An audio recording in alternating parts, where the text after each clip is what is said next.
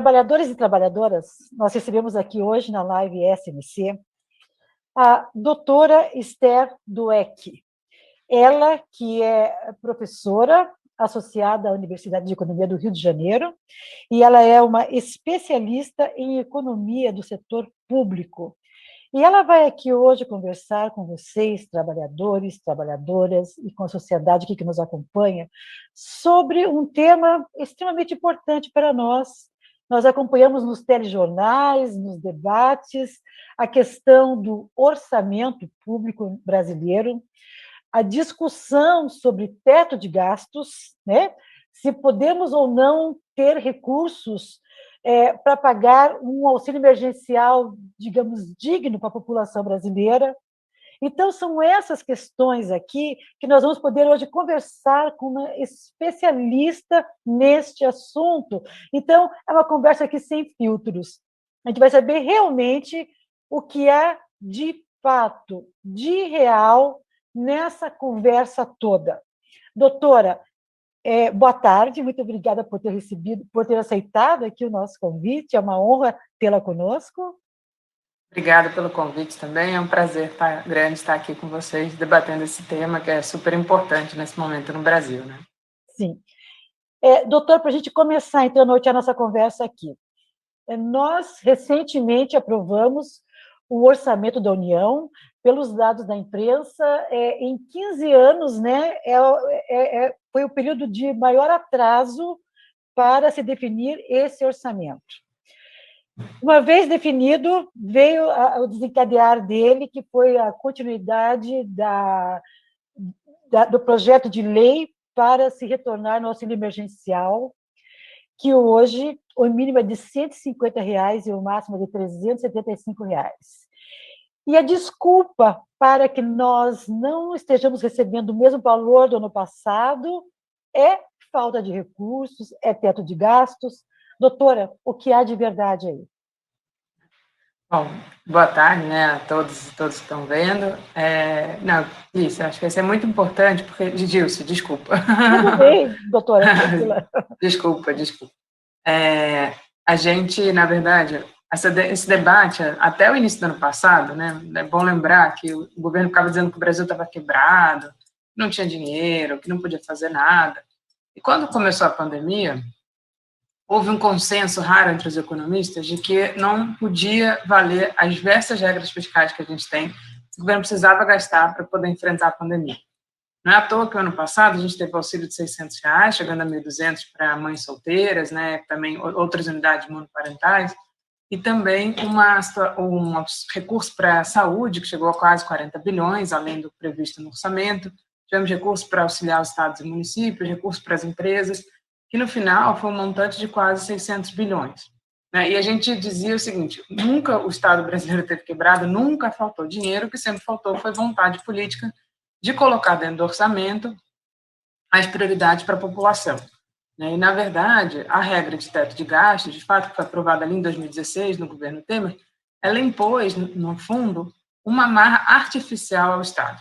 Ela impôs uma regra que não existe paralelo no mundo, de proibição de aumento dos gastos para além de simplesmente corrigir pela inflação, que é uma regra que não existe, não tem paralelo no mundo pelo tempo que foi aprovado no Brasil, pelo fato de não ter nenhum crescimento real, não acompanhar nem o crescimento da população, não acompanhar nem o crescimento do PIB, da economia. Isso não tem realmente paralelo. E aí, naquele ano, o ano passado, o governo tirou todas essas amarras, na verdade, o Congresso, né, combinado um pouco com o governo, e o Congresso aprovou aquelas medidas todas de aumento de recursos. É bom lembrar que, pelo governo, o auxílio desde o ano passado teria sido no máximo R$ 200, que era o que o Guedes queria, etc. Infelizmente, não foi.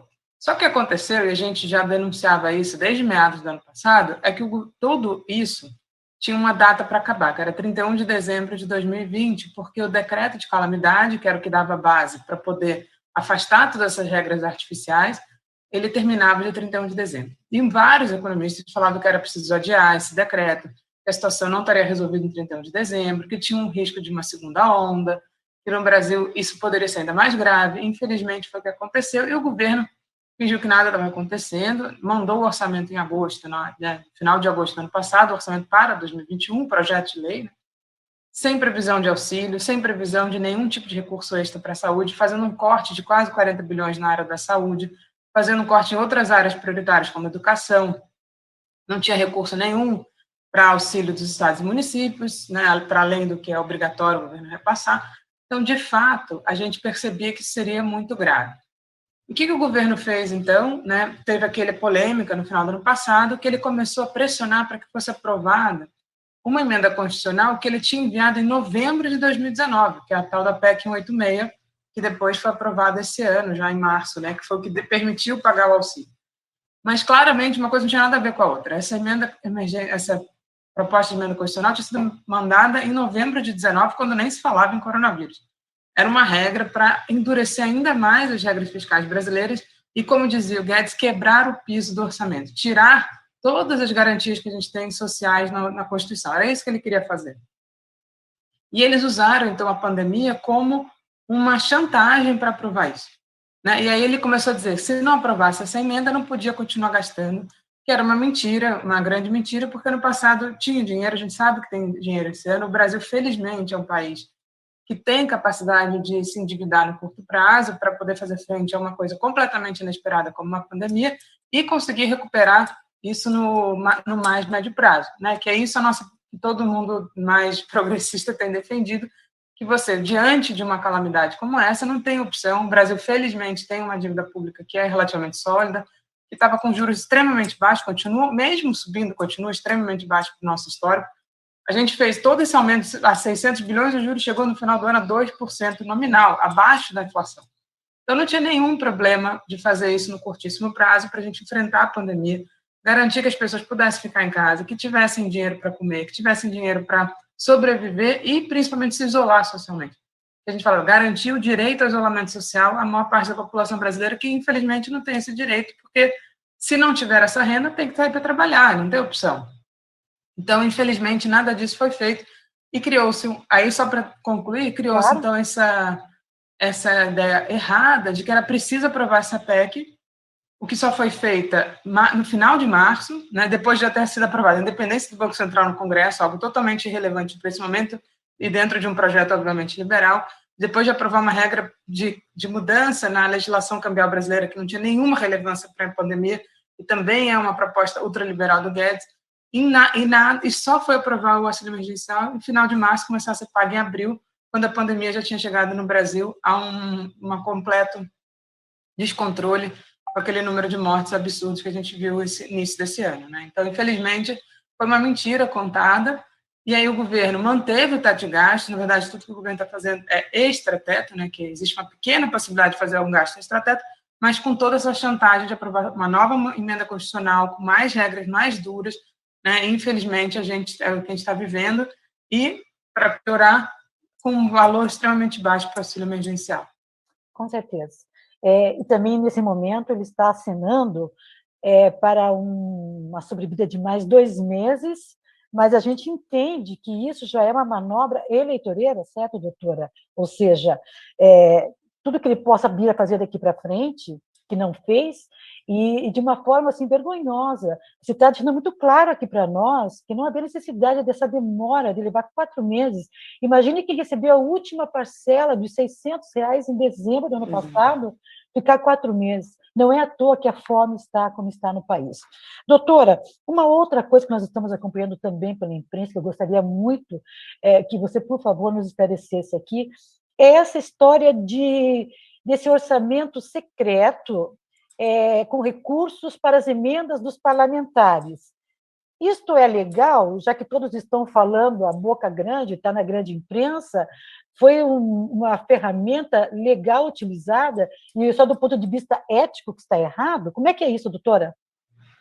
Então, eu confesso que eu ainda não olhei todos os detalhes dessa operação, mas eu acho que pode existir, sim, essa diferença entre a ética e a legalidade.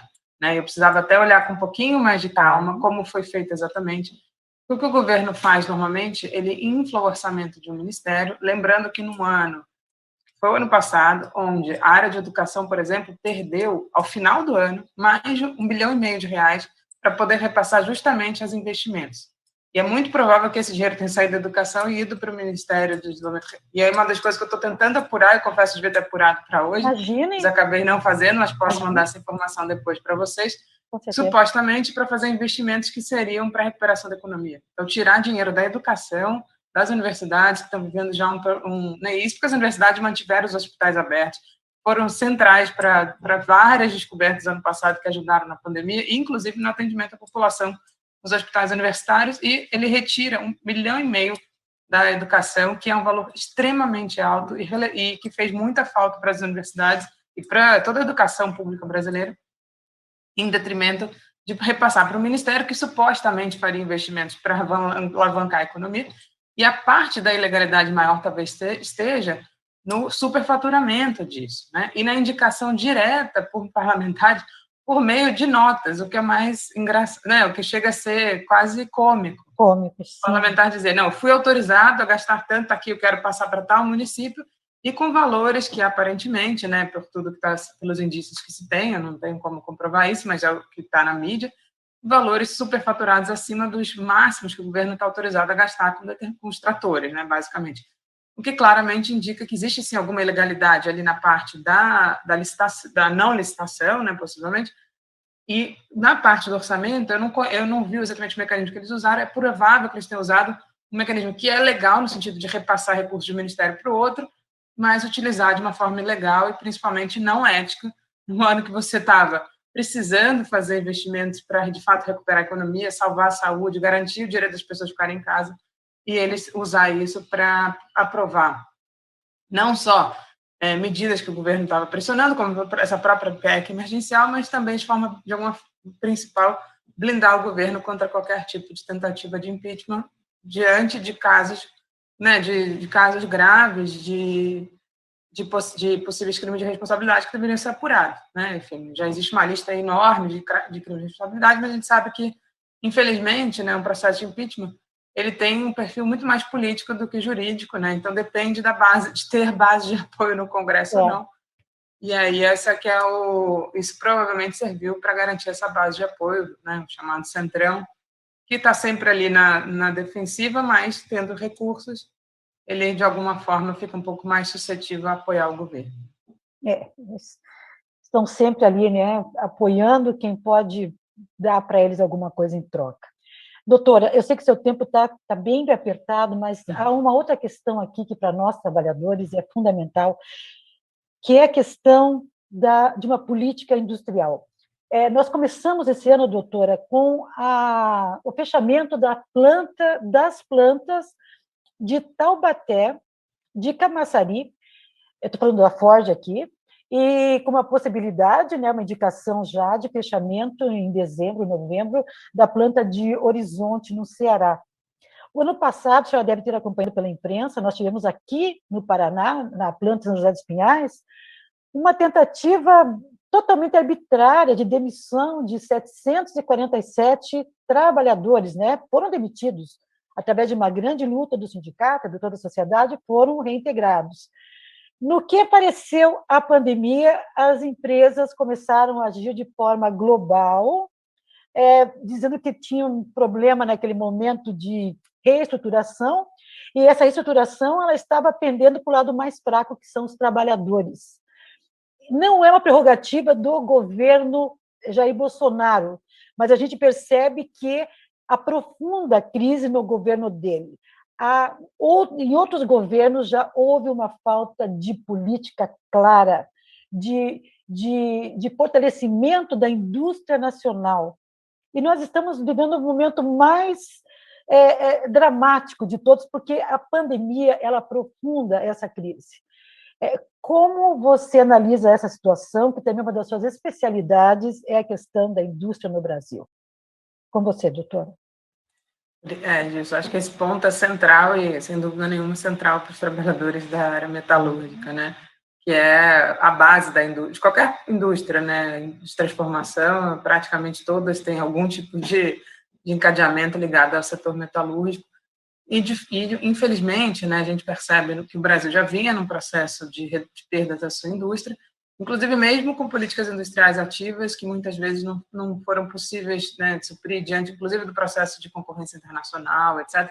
Mas o que a gente percebe é que há um desmonte, inclusive das medidas, né, de política industrial, não, na verdade, dos instrumentos de desenvolvimento, mais do que das políticas industriais, que isso sim se acentua a partir do Temer e Bolsonaro, muito fortemente. Inclusive, no Bolsonaro, talvez uma coisa que seja bastante emblemática é o fim do Ministério de Indústria, né? Que passa a ser, dentro do Ministério da Economia, subordinado, obviamente, às questões fiscais, onde qualquer tipo de política industrial que exige um recurso, ela fica completamente à margem, né? Se a gente não tem dinheiro nem para pagar um auxílio emergencial, quanto mais para auxiliar as empresas, e, inclusive, que talvez é o que mais falta, uma estratégia de desenvolvimento. A gente viu ano passado que o ano passado mostrou para o mundo a relevância de você ter uma certa autonomia industrial, né? Não é à toa que a gente faltou máscara no Brasil, faltou equipamento de proteção, faltou respiradores, faltou vacina, tudo isso está ligado à área da indústria, né? E o mundo inteiro percebeu que não podia ficar dependente só da China e da Índia para algumas coisas, principalmente da China para a maior parte das coisas, que a própria China, no momento que ela teve uma preocupação de abastecimento interno, ela se fechou, assim como a Índia se fechou quando teve problema de abastecimento, no caso das vacinas. E o que a gente percebe é a total falta de um planejamento para poder tornar o Brasil mais autônomo industrialmente, né? E ano passado era um exemplo claro que você devia ter incentivado isso.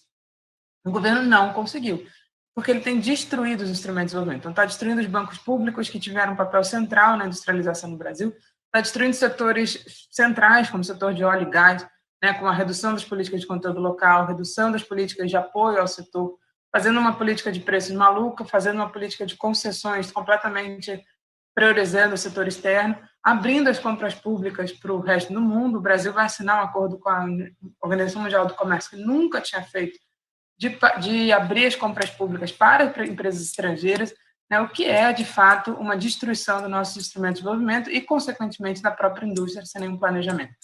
Né? Então, isso é muito grave e é agravado justamente porque você tem aqui muitas empresas multinacionais que, obviamente, vão fazer a sua gestão no momento de crise e olham para o Brasil sem nenhuma perspectiva de melhora, né? Seria uma perspectiva de uma retomada forte da economia, seria uma perspectiva de políticas de incentivo à manutenção da indústria aqui, e aí acabam, obviamente, optando por sair, porque elas sabem que aqui não é um cenário promissor para o desenvolvimento da própria pauta, da própria planta industrial que tem aqui. Né? Infelizmente, isso gera desemprego, isso gera uma piora na qualidade do emprego, né? E vai desestruturando cadeias produtivas centrais, né? Que acabam afetando diversos setores, e, sem dúvida nenhuma, o setor metalúrgico é um dos mais atingidos pelo seu potencial de encadeamento, né, em toda a indústria brasileira. Muito bem, doutora, sensacional. Eu adorei que você vai voltar aqui para conversar conosco sobre aquela questão. Então, a gente deixou aqui, ó, não foi de propósito, a gente deixou aqui uma forma de um caminho de volta, porque você fala de assuntos extremamente complexos de uma forma muito tranquila, né, com muitas informações por segundo, e como esse é um programa voltado para trabalhadores e para trabalhadoras, eles não, é um luxo para eles ter essa informação vindo de especialistas como você, doutora, e a gente quer muito que você não demore a voltar aqui, tá bom? Muito obrigada pelo convite. Eu acho que é muito importante, né, essa conscientização do que está acontecendo. A gente está num período muito grave, não só por todos os efeitos da pandemia, que são tristíssimos, né, e a gente vê que continua o descuido com relação a isso, mas pelo próprio esfalecimento da economia, né, com essa falsa dicotomia entre economia e saúde que não existe, a gente sabe, o governo precisava atacar os dois simultaneamente, de forma correta, né, para poder a gente ter um país que a gente vislumbre, né, que vai sair disso de forma melhor. Mas é isso, Gilson. Muito obrigada, aceito o convite para voltar novamente. Sim. Espero ter contribuído aí com o debate de vocês. Com certeza. E só para fechar aqui, doutora, por muito tempo, né, e você como especialista em economia sabe disso, o economês foi utilizado para deixar a população longe, aqueles termos que a gente não fazia ideia do que era, e coisas que nos importam, que nos impactam diretamente. Então, esse tempo está passando, porque agora nós temos pessoas como você, doutora, e outros companheiros também especialistas que vêm aqui, que compartilham o seu tempo para falar com os trabalhadores e com as trabalhadoras. para explicar esses temas, que depois, quando eles ouvem, eles têm condições de fazer sua análise própria, fazer seu juízo de valor a respeito.